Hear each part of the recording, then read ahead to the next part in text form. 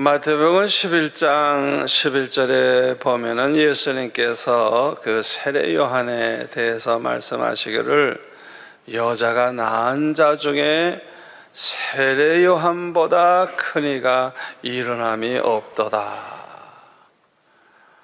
이 세상에 많은 훌륭한 인물들이 생겨나지만은 세례 요한보다는 더 큰 이는 일어남이 없다는 거예요. 그러니까 여인에게서 낳은 사람 중에 세례 요한과 같이 그렇게 귀한 사람, 그보다 더 훌륭한 사람은 없다는 거예요. 이것을 보면 예수님께서는 아주 세례 요한을 아주 극찬하신 것을 우리가 알 수가 있습니다. 이 세례 요한은 예수님보다도 6개월 먼저 태어났어요. 그리고 오직 예수님을 증거하는 일을 하다가 헤롯 왕에게 목배임을 받고 순교를 해서요. 아주 젊어서 아주 일찍이 생을 마쳤습니다. 그러니까 어떻게 보면은 하나님의 일을 아주 잠시 하고 짧게 하고 죽은 사람이에요. 그럼에도 불구하고 예수님은 이 세례 요한에 대해서 말씀하시기를 여인이 낳은 자 중에 세례 요한보다 더 큰 이가 일어남이 없다고 그렇게 말씀을 하신 것입니다.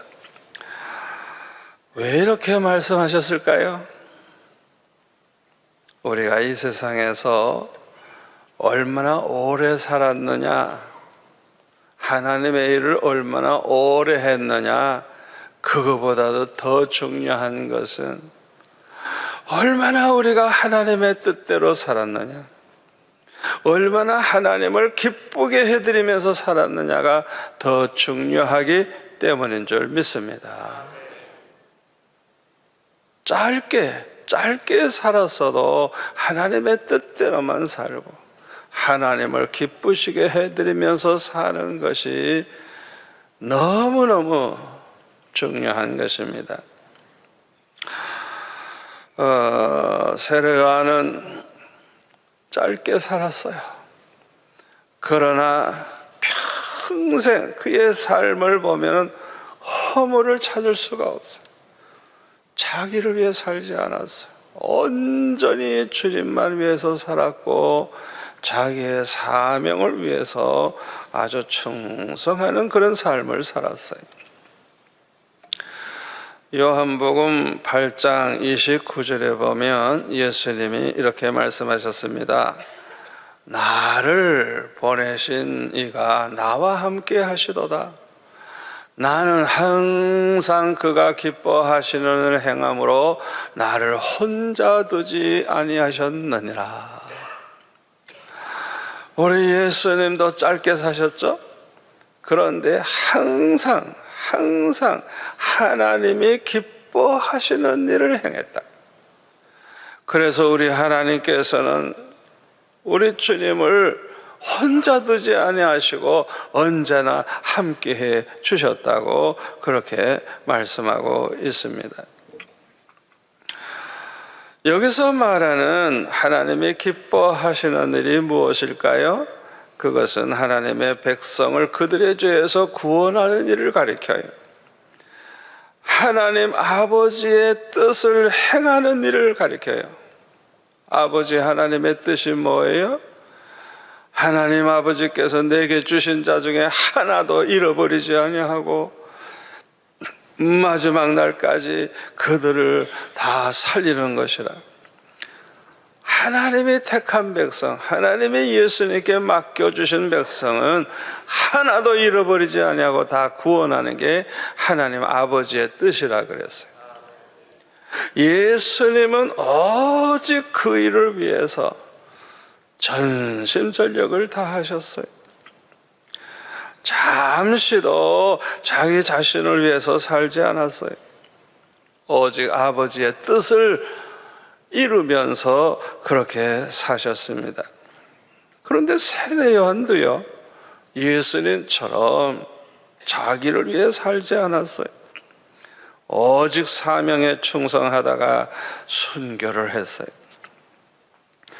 이사야 43장에 보면은 저와 여러분들과 같이 하나님께서 택해 주시고 구속해 주시고 지명하여 불러주신 사람들은 모두가 다 사명이 있음을 알 수가 있어요.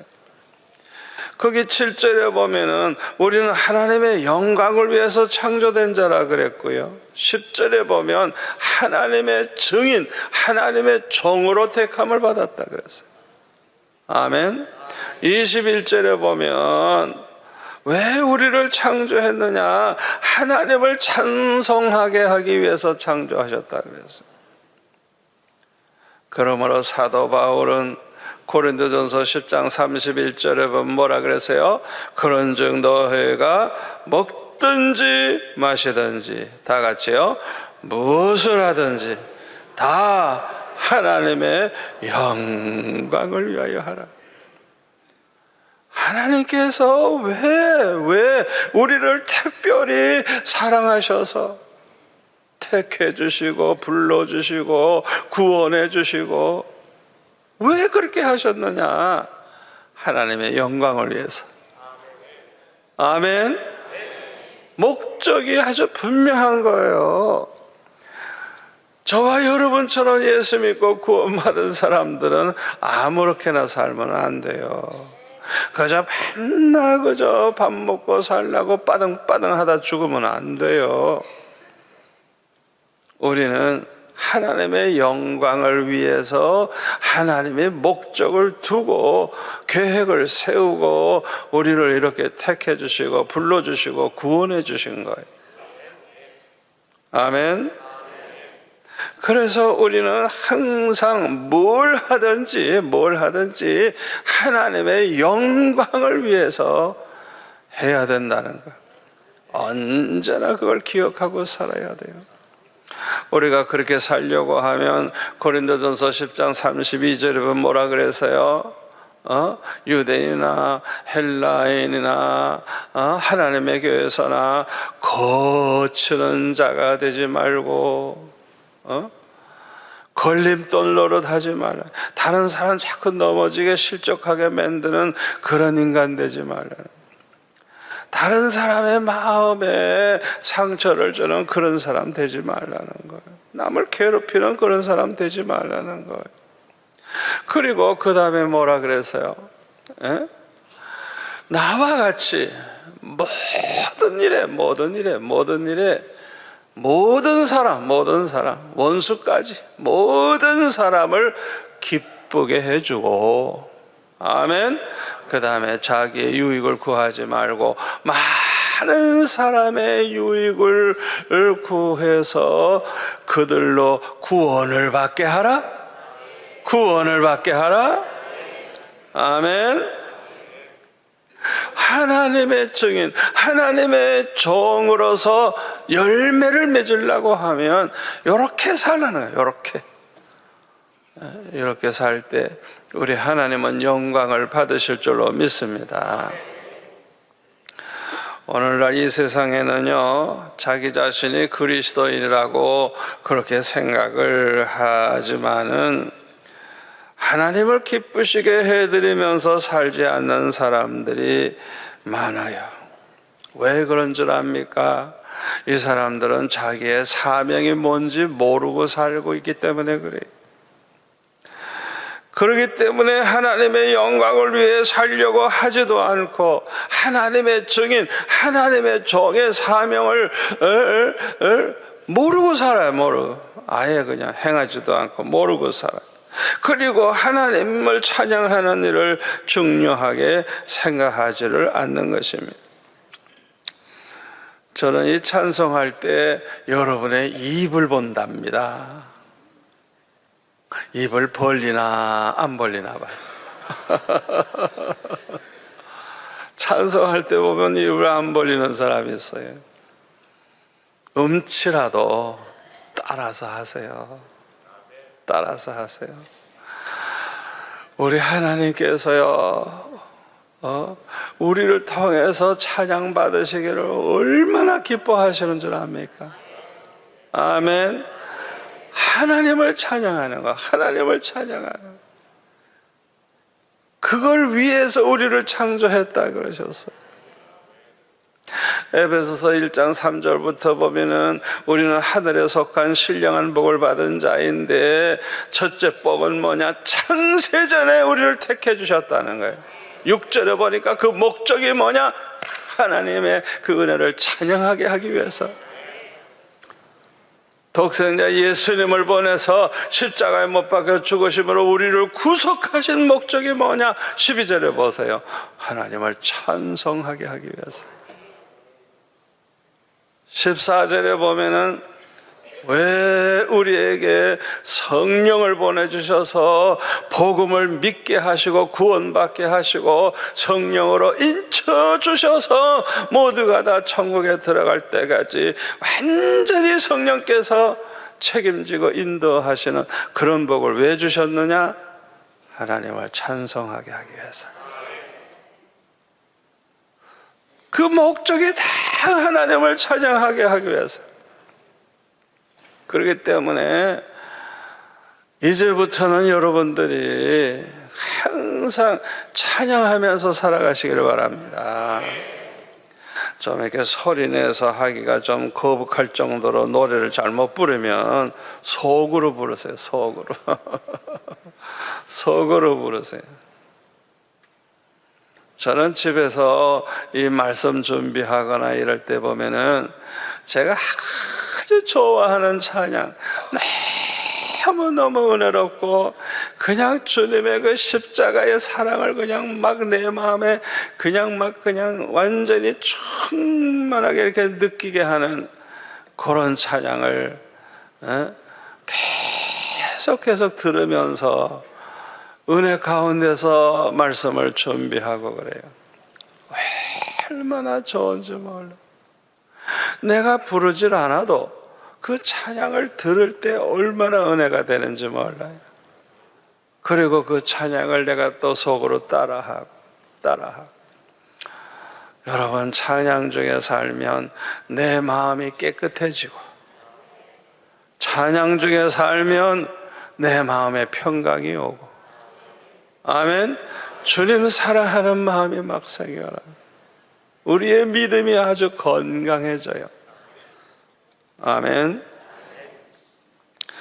우리가 지금까지 어떻게 살아왔던지 오늘 이 순간부터 남은 여생은 우리의 사명을 깨닫고 충성하면서 살아서 하나님을 기쁘시게 해드리고 우리 주님 재림하시는 날 우리 주님을 기쁨으로 맞이하고 칭찬과 상급을 받는 저와 여러분이 다 되시기를 축원합니다. 그런데 오늘 본문에 보면은 예수님께서 공생애를 시작하시기 직전에 세례 요한에게 일어난 일을 기록하고 있습니다. 세례 요한은 광야에서 약대의 털옷을 입고 메뚜기와 석청을 먹으면서 회개하라 천국이 가까웠나니라 외치기 시작을 했습니다. 그리고 요단강으로 가서 물로 세례를 베풀었어요. 이때 많은 사람들은 이 세례 요한을 보고 혹시 그 메시아, 우리가 기다리고 있던 그 메시아가 아닌가 그렇게 생각을 하고 많은 사람들이 뒤를 따랐어요. 그러므로 그 당시에 유대 나라의 정치와 종교를 장악하고 있던 그 산헤드린 공회원들이 그 중에 특별히 바리새인들이 몇 사람의 대표를 세례 요한에게 보내서 몇 가지 질문을 해서 확인해 오도록 했어요. 이들이 이렇게 한 것은 그들에게 종교 문제를 잘 지도하고 감독해야 될 책임이 있기 때문이고, 두 번째로는 정치적인 소요가 일어나지 않도록 잘 감독해야 될 책임이 있었기 때문에 이렇게 한 것입니다. 자, 19절에 보시면 유대인들이 예루살렘에서 제사장들과 레위인들을 요한에게 보내어 네가 누구냐 물을 때에 요한의 증언이 이러하니라. 요한이 드러내어 말하고 숨기지 아니하니 드러내어 하는 말이 나는 그리스도가 아니라 한데. 첫째 질문은 뭐냐 하면 네가 메시아냐 하는 질문이에요. 메시아냐. 왜? 사람들이 다 이 세례 요한을 메시아가 아닌가 그렇게 생각하고 막 그냥 따라다니기 때문에 소문이 났을 거예요. 그러니까 제일 먼저 질문이 뭐냐면 네가 그리스도냐 그렇게 질문을 한 것입니다. 이때 세례 요한은 뭐라 그래요? 나는 그리스도가 아니라 그래요. 아주 분명하게 대답을 합니다. 누가복음 3장 15절에 보면 백성들이 바라고 기다림으로 모든 사람들이 이 요한을 혹 그리스도이신가 심중에 생각하니.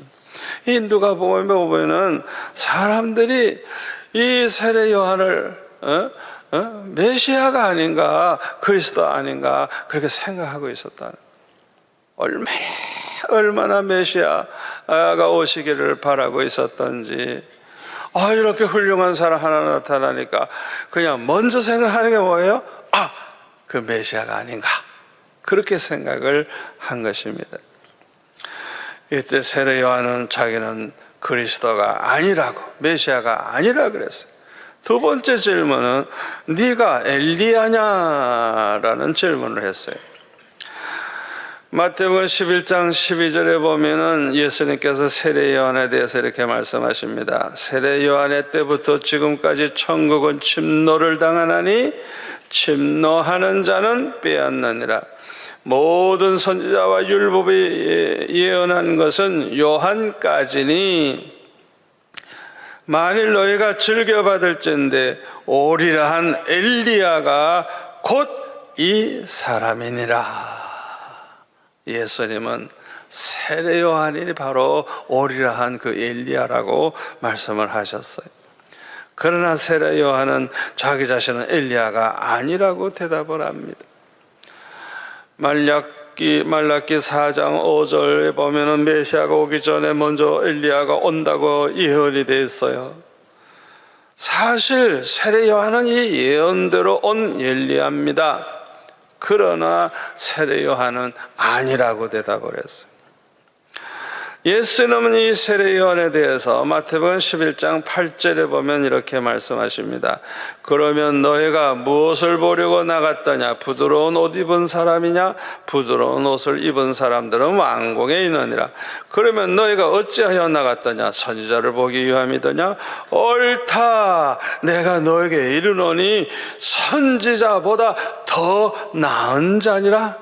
기록된 바 보라 내가 내 사자를 내 앞에 보내노니 그가 네 길을 내 앞에 준비하리라 하신 것이 이 사람에 대한 말씀이니라 하면서 예수님께서는 이 세례 요한이 바로 그 사람이라고 아주 분명하게 말씀하시면서 아주 선지자들보다 더 나은 자라. 선지자 중에 선지자.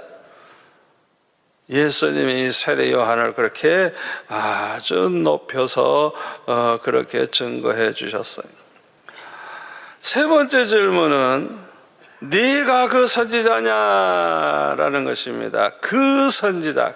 여기서 말하는 그 선지자는 모세가 예언했던 선지자예요. 신명기 8장 15절에 보면 메시아, 장차 오셔야 할 메시아를 가리켜서 여기서 이제 모세가 그 선지자가 오리라고 예언을 했어요.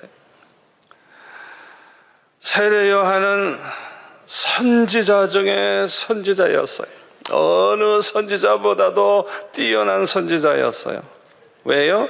세례 요한은요, 예수님, 하나님의 아들 예수님, 메시아 예수님을 아주 직접 눈으로 보고 증언한 사람이에요.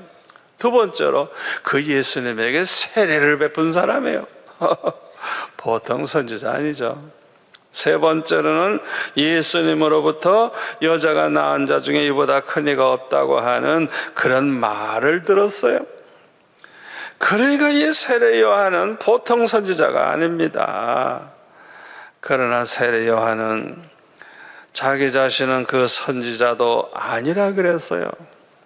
다시 말하면 자기는 메시아가 아니기 때문에 그렇게 대답을 한 것입니다.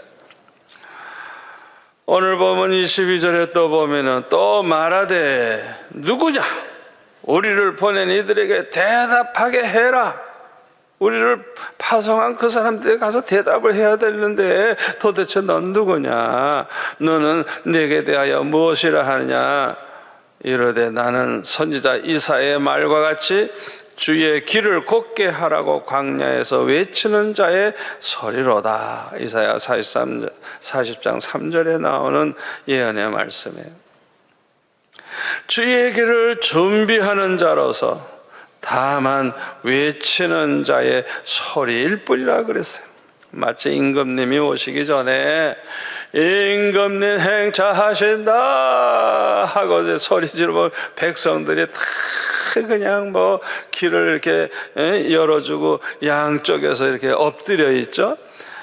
그와 같이 이렇게 외치는 그 사람처럼 자기도 메시아 그리스도가 오기 전에 외치는 소리일 뿐이라고 그렇게 자기 자신을 소개하고 있습니다.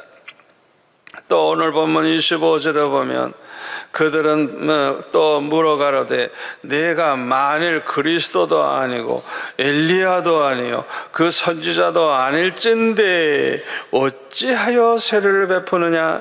요한이 대답하되 나는 물로 세례를 베풀거니와 너희 가운데 너희가 알지 못하는 한 사람 즉 메시아가 섰으니 곧 내 뒤에 오시는 그이라. 나는 그의 신발끈을 풀기도 감당하지 못하겠노라. 그렇게 대답을 했습니다. 이 신발끈을 푸는 이 노예는 이제 주인이 신을 신을 때는 빨리 가서 이제 신발끈을 매드리고 신을 벗으려고 할 때는 빨리 가서 그 끈을 풀어서 이제 잘 벗겨드리고 그런 일을 하는 노예입니다. 노예 중에 가장 아주 비천한 그런 노예를 가리킵니다. 이 노예줄 중에도요 자기 능력에 따라서 어떤 노예는 농사를 지어요. 과수원도 돌보고 밭에 가 일도 하고 아주 큰 일을 합니다. 또 어떤 노예는 아주 지식이 많아서 주인의 자녀들을 가르치는 글을 가르치는 일을 하기도 해요. 어떤 노예는 아주 뭘 잘 만들어 그릇도 만들고 뭐 여러 가지 필요한 것을 잘 만드는 사람이 있어요. 요셉처럼 가정 총무 일을 하는 사람도 있어요. 얼마나 지혜롭고 훌륭한지 모든 살림을 다 맡기는 노예지만은 이렇게 가정 총무 일을 할 수도 있습니다. 그런데 이것도 저것도 시킬 일이 없는 거예요. 너무너무 좀 이렇게 지능이 모자라고 재주도 없고 모자라니까 아주 간단한 일만 시키는 거예요.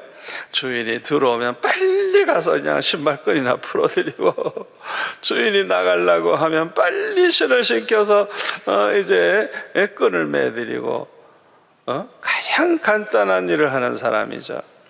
그런데 세례 요한은 신발끈을 매는 일도 감당하지 못하겠다. 그런 노예도 자기는 할 수 없을 정도로 부족하다고 그렇게 자기 자신을 낮추었어요. 여기서 우리는 세례 요한의 겸손을 엿볼 수가 있습니다. 사람은 누구나 칭찬을 듣고 존경을 받게 되면 자기 분수를 지키지 못하고 착각에 빠지기가 쉽습니다. 이 세례 요한 얼마나 백성들이 존경하고 메시아가 아닌가, 선지자가 아닌가, 엘리야가 아닌가, 그냥 모든 사람들이 그렇게 말하고 따라다니는데 얼마나 교만해지기 쉬워요. 그런데 이 세례 요한이 얼마나 겸손한가를 여기서 볼 수가 있습니다. 사도행전 12장 21절에 보면은 헤롯이라고 하는 왕이 어느 날 왕복을 입고 단상에 앉아서 백성들에게 연설을 했어요. 그랬더니 백성들이 큰 소리로 이것은 신의 소리요 사람의 손이 아니라고 하면서 그 헤롯을 그냥 신과 같이 여겼어요. 그때에 이 헤롯이 영광을 하나님께 돌리지 아니하므로 주의 사자가 곧 친히 벌레가 먹어서 죽게 됐다. 그러니까 아마 말라리아 목에게 물려 죽었는지 뭐 어떻게 되는지 모르지만은 아주 그냥 조그만 벌레에게 물렸는데 그냥 독이 퍼져서 죽는. 왜 그렇게 죽게 했을까요? 자기 분수도 모르고 자기가 신처럼 착각을 하는 이 교만한 이 헤롯, 얼마나 죄를 많이 범한 헤롯입니까? 왜 하필이면 벌레가 먹어서 죽게 했을까요? 네가 아무리 큰 소리 쳐도 너는 벌레만도 못한 인간이다. 그걸 보여주기 위해서 그런 거예요. 왜 죽는 방법도 여러 가지가 있는데 왜 하필이면 벌레에게 물려 죽어요? 네가 아무리 잘났다고 큰 소리 쳐도 천하를 흔드는 권세를 가지고 있어도 너는 벌레만도 못한 인간이야. 저와 여러분은 하나님의 은혜로 삽니다. 건강하다고 큰 소리 치지 마세요. 그저 자다가 그냥 심장이 멎으니까 가버려요. 큰 소리 칠 거 하나도 없어요. 사람들이 아무리 높인다고 해서 우리가 높아지는 거 아니에요. 우리는 그저 벌레에 물려서도 죽을 수밖에 없는 인간이에요. 분수를 알아야 돼요. 하나님의 은혜가 아니면 우리는 살 수가 없어요. 아멘. 사람들이 헤롯을 신과 같이 여긴다고 해서 신이 되는 것도 아닌데 마치 자기가 신이나 된 것처럼 교만한 마음을 품고 하나님께 영광 돌리지 아니할 때 하나님께서는 그를 벌레에게 물려 죽게 하셨어요. 벌레에게. 세례 요한도 사람들이 존경하고 그를 선지자로 혹은 메시아로 생각할 때 얼마나 교만해지기 쉽습니까? 그러나 세례 요한은 나는 광야의 소리일 뿐이다. 나는 예수님의 신발끈을 풀기도 감당치 못할 자라고 하면서 철저하게 자기 자신을 낮추고 오직 주님만 높이는 그런 겸손함을 보여주었습니다. 저와 여러분도 이 세례 요한의 겸손을 본받을 수 있기를 바랍니다. 어떤 사람이 영국을 방문했을 때 주일날이 돼서 이제 예배를 드리게 됐어요. 그래서 이제 낮 예배는 아주 설교를 잘한다고 하는 유명한 목사님에게 이제 있는 곳에 가서 예배를 드리면서 말씀을 들었어요. 그 예배 끝나고 이제 나오면서 그분이 하는 얘기가 이야 참으로 위대한 설교가라고, 정말 설교 잘하시는 분이라고 아주 감탄을 했어요.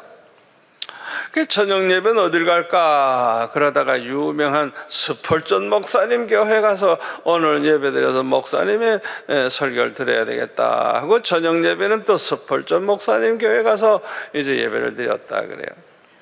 예배를 다 마치고 나오면서 하는 얘기가 참으로 우리 주님은 놀라우신 구주이시라고 그렇게 말을 했다 그래요. 왜 그랬을까요? 먼저 목사님은 예수님보다 자기를 나타내는 설교를 했기 때문에 그래요.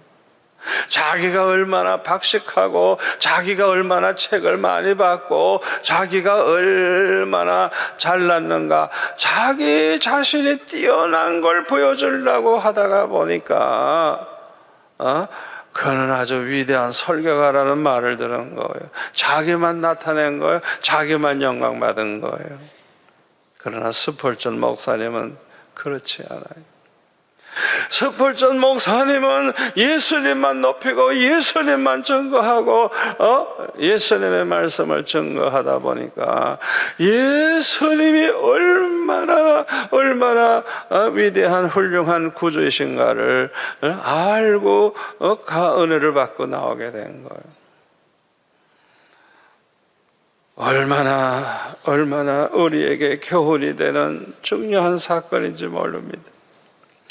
우리가 간증할 때도 마찬가지입니다. 우리가 잘못하면은요, 내 신앙이 훌륭하고 내가 잘나서 축복받고 성공한 것처럼 말을 해가지고 자기를 높이고 자기를 나타내기가 쉬워요. 이거는 자기를 위한 간증이야. 이건 아주 잘못된 거예요. 간증의 목적은 그런 데 있는 게 아닙니다. 아멘. 주님을 높이고 주님께 영광 돌리기 위해서 간증하는 거예요. 자기 자신이 얼마나 부족하고 얼마나 절망에 빠지고 얼마나 형편없었는가를 말하면서 이런 나에게 하나님이 이렇게 해주셨다고 하나님의 사랑, 하나님의 능력, 그 하나님의 신실하심을 증거함으로써 우리 주님을 높이고 주님을 더 깊이 알게 해주고 주님께 영광을 돌리는 것이 간증인 줄로 믿습니다. 여러분들이 간증을 할 때 요령을 제가 말씀드릴게요. 간증은 대개 세 토막으로 나눠서 합니다. 첫 번째로는요, 예수 믿기 전에 자기 자신이 어떤 사람이었는가를 아주 간단하게 얘기해야 돼요. 그거 길게 하면 안 됩니다. 뭐 자기가 죄 가운데 살았더라도 뭐 첩이 10명이고 이런 소리 하면 안 돼요. 그런 소리 구체적으로 하면 안 돼요. 그거는 자꾸 죄 짓게 만드는 충동을 하기 때문에 안 돼요. 그냥 나는 예수 믿기 전에 허랑방탕했고 나는 바르게 못 살았고 뭐 이렇게 그냥 추상적으로 이렇게 얘기하세요. 그 다음에 어떻게 해서 예수 믿게 됐는지 그 예수 믿게 되는 과정에서 간증거리가 많아요. 그 다음에 세 번째로는 내가 막상 예수를 믿고 나니까 얼마나 좋은지, 아멘. 예수 믿고 나서 내가 어떻게 변했는지, 아멘. 예수 믿고 나서 내가 얼마나 행복한지, 그렇게 간증하면 많은 사람들이 은혜를 받아요. 아멘. 이야, 참 저분은 진짜 복 받았구나. 예수 믿어서 수지 맞았구나. 그렇게 간증해야 되는 거예요. 세례 요한은 자기 자신이 메시아도 엘리야도 선지자도 아니고 다만 주의 길을 곧게 하라고 광야에서 외치는 자의 소리뿐이라고 말을 해서요, 내 뒤에 오시는 그분이 메시아인데 자기 자신은 그분의 신발끈을 풀기도 감당치 못할 자라 그랬어요. 겸손은 은혜 받는 비결이고 은혜 받은 자에게 나타나는 열매입니다. 아멘. 야고보서 4장 6절에 보면 하나님이 교만한 자를 물리치시고 겸손한 자에게 은혜를 주신다 그랬어요. 그러므로 우리가 설교를 들을 때도요, 교만한 마음을 가지고 설교를 들으면요, 이 말씀이 귀에 들어오질 않아요. 은혜를 전혀 받을 수가 없어요. 자꾸 판단만 하게 되고 비판만 하게 돼요. 여러분 그거 아셔야 돼요. 그러나 우리가 겸손한 마음을 가지고 은혜를 사모하면서 설교를 들어보세요. 이야, 성령의 은혜가 임하기 시작을 하는데 얼마나 좋은지. 아멘. 이렇게 말씀 중에 은혜를 받게 되면 자기 자신의 죄와 허물이 깨달아집니다. 그래서 회개하게 되고 자기 죄를 아는 이 사람은 아주 겸손해져요. 그러나 은혜 받지 못하는 사람, 이렇게 말씀 들을 때 은혜 받지 못하는 사람들은 다른 사람의 눈에 티를 보고 비판하고 판단만 하고 아주 교만한 행동만 하게 돼요. 우리가 은혜를 받게 되면 하나님의 사랑과 하나님의 은혜가 깨달아져서 감사하는 마음이 충만해지고 감사하게 되고 기쁨이 넘치고 행복해집니다. 우리에게 은혜가 임하면 내 사명을 깨닫게 되고 하나님의 영광을 위해서 충성하게 됩니다. 그래서 큰 일꾼이 돼요. 교회는 부흥을 가져오고 더 큰 복을 받게 됩니다. 그러므로 우리는 항상 겸손한 마음으로 은혜를 사모하면서 말씀을 듣고 항상 은혜 받는 예배를 드리시기를 축원합니다. 오늘 보면 25절에 보면은 세례요한은 이렇게 말합니다. 물어 말하되 내가 만일 그리스도도 아니요 엘리야도 아니요 그 선지자도 아닐진데 어찌하여 세례를 베푸느냐 할 때 요한이 대답하기를 나는 물로 세례를 베풀거니와 너희 가운데 너희가 알지 못하는 한 사람이 섰으니. 마태복음 3장 11절에 보면 그는 성령과 불로 세례를 주실 것이라. 나는 물로 세례를 베풀었지만은 내 뒤에 오시는 그분은 성령과 불로 세례를 주실 거라고 그렇게 말을 하고 있어요. 여기 물 세례는 도덕적인 회개입니다. 도덕적인 회개. 자기 잘못을 바르게 못 산 거 하나하나 용서를 비는 거예요. 그러나 성령의 세례는 불세례인데 이 성령의 세례는 거듭나게 하는 세례, 새 사람으로 변화시키는 세례요. 아멘. 어떤 사람은 교회 나온 지 오래됐지만은 도무지 변화되지 않는 걸 볼 수가 있어요. 왜 그럴까요? 왜 그럴까요? 성령 세례를 받지 못해서 그래요. 물과 불로, 물과 성령으로 거듭나지를 못했기 때문에 그래요.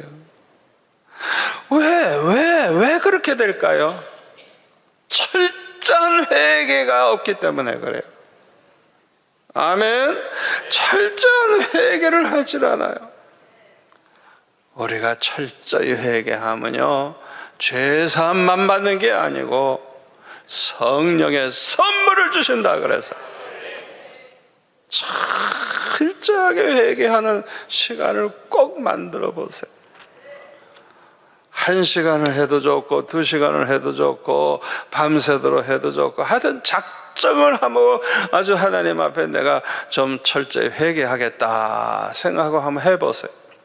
얼마나 하나님이 기뻐하시는지. 그런 사람에게 성령의 선물을 주십니다. 철저히 회개하는 만큼 큰 은혜 받습니다. 큰 은혜 받은 만큼 큰 변화가 옵니다. 아멘. 우리는 은혜를 받았다고 하면서도요, 죄를 깨닫지 못하고 있는 게 있어요. 은혜를 받았다고 하면서도 깨닫지 못하고 있는 죄가 있어요. 제가 그랬어요. 은혜도 많이 받고 모든 걸 잘하는 것 같은데, 이야, 깨닫지 못하는 죄가 있었어요. 어느 날 제가 이 강단에서 혼자 아무도 없는 시간에 기도하고 있었어요. 그때에 제가 나라를 위해 기도하고 부산을 위해 기도하고 성시아를 위해 기도하고 또 성시아를 위해서 돕는 사람도 있지만 방해꾼들도 있고 속상한 사람들도 있고 이러면서 이제 기도를 하는데 좀 이렇게 항상 나에게 부담감을 주고 조금 이제 거북한 짓을 하는 사람들이 있어서 그분들을 생각하면 참 이분들은 참 뭔가 잘못됐다. 이분들은 앞으로 고생 꽤나 하겠다. 이분들은 죽어도 좀 비참하게 죽겠구나. 아예 미래를 다 내다봐요. 근데 그대로 다 돼요. 그대로 다 돼요. 저는 그게 얼마나 큰 죄인지 몰랐어요. 그게 얼마나 우리는 원수까지 사랑해야 되는데 내 안에 그들을 향한 사랑이 없을 때 그따위 짓을 하는 거예요. 제가 그걸 죄를 깨닫지를 못하고 있었어요.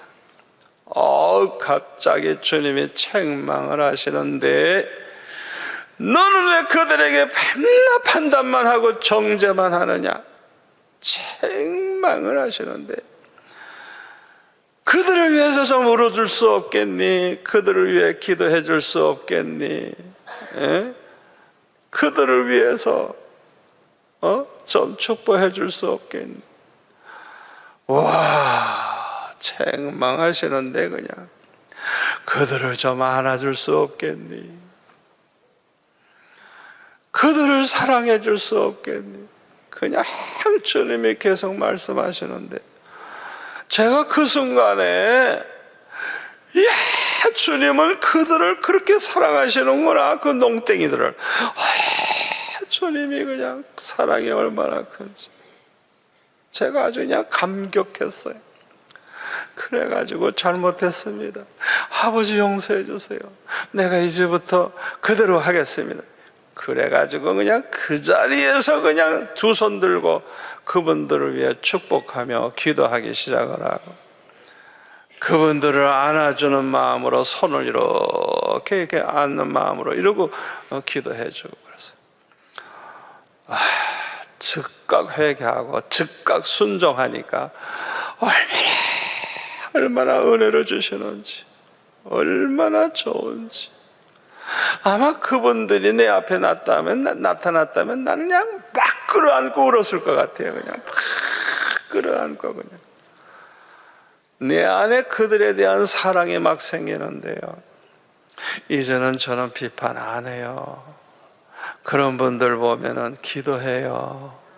아멘. 그분들을 위해 축복하며 기도해요. 제가 그렇게 변했어요. 평생 깨닫지 못하고 있던 죄를 회개해서. 그러니까 하나님이 저를 얼마나 기뻐하시는지 하나님께서 더 귀하게 써주시는 축복을 받았어요. 여러분, 미운 사람, 미운 짓을 하는 사람 있죠? 여러분 주위에. 여러분 그 사람 사랑해야 됩니다. 왜요? 원수까지 사랑하라 그랬잖아요. 아멘. 원수까지 사랑하라 그랬잖아요. 우리가 그것도 죄라는 걸 알아야 돼요. 미운 사람에 대해서 무관심하고 생각하기도 싫고 그러면 안 돼요. 그 사람도 사랑하기 위해서 기도해야 돼요. 그래야 원수까지도 사랑할 수 있어요. 아멘. 오늘 주신 말씀이 저와 여러분에게 큰 축복이 될 줄로 믿습니다. 기도하겠습니다. 아버지 감사합니다. 오늘도 우리에게 꼭 필요한 말씀 주시오니 이 말씀 마음에 새기고 그대로 실천에 옮겨서 우리 삶 가운데 아름다운 열매로 나타나게 하여 주옵소서. 예수님의 이름으로 기도하옵나이다. 아멘.